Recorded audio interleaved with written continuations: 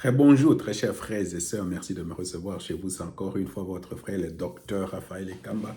Nous partageons ensemble sur la doctrine de l'imposition de main.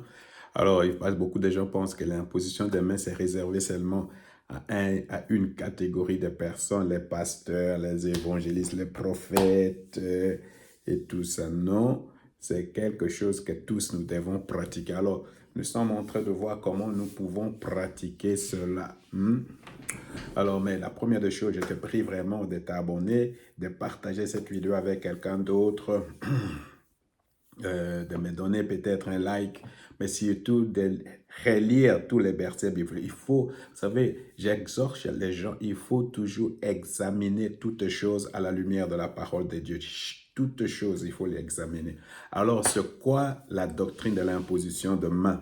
D'abord, l'imposition, imposer les mains ou poser la main sur quelqu'un, c'est un geste tout à fait naturel. Et c'est ce que nous faisons au jour le jour. Il faut savoir que tout ce que Dieu fait est facile. Poser la main. Quand, par exemple, un enfant est malade, la maman vient pour mettre la main comme ça pour sentir la température. Pour nous qui sommes amis, on peut mettre la main sur un frère ou une sœur. C'est quelque chose de tout à fait naturel.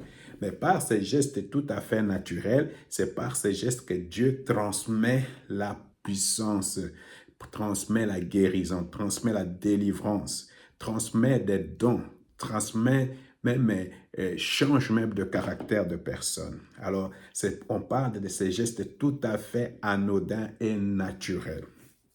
Maintenant, d'abord, donc l'imposition de main, c'est un point de contact des deux. C'est le moyen de transmettre la puissance de Dieu. La puissance de Dieu. C'est aussi un moyen pour transmettre la bénédiction, la sagesse, l'onction, l'autorité ou des responsabilités ou appeler quelqu'un à un service, confirmer l'appel de quelqu'un ou même transmettre de dons. C'est le moyen pour assurer la continuité entre seniors et juniors, entre les anciens et les nouveaux.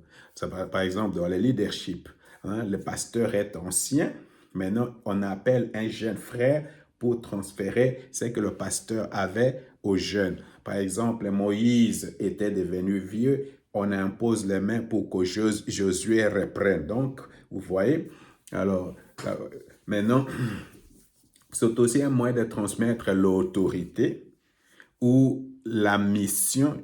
Quand je parle de la mission, l'appel pour confirmer l'appel de quelqu'un ou confirmer le ministère de quelqu'un dans le corps du Christ. Ça, on va le voir comment ça se passe. Alors, je vais répéter cela pour qu'on n'oublie pas.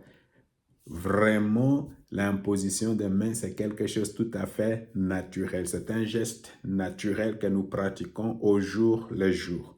Par ces gestes, Dieu nous donne, nous les chrétiens, la possibilité de devenir un instrument au travers au travers de tes propres mains-là, qui n'ont rien maintenant, Dieu peut les utiliser pour toucher une personne, pour guérir une personne, pour délivrer une personne, pour transformer la vie d'une personne, pour bénir une personne, pour confirmer le ministère d'une personne, pour transmettre un don à une personne. Donc, vous voyez, c'est quelque chose de très pratique et de très important dans le corps du Christ. Alors, c'est un point de contact, c'est un moyen de transmettre la puissance de Dieu, c'est un moyen pour transmettre la bénédiction, la sagesse, l'onction, l'autorité, les responsabilités, les services, les dons. C'est un moyen d'assurer la continuité entre senior et junior.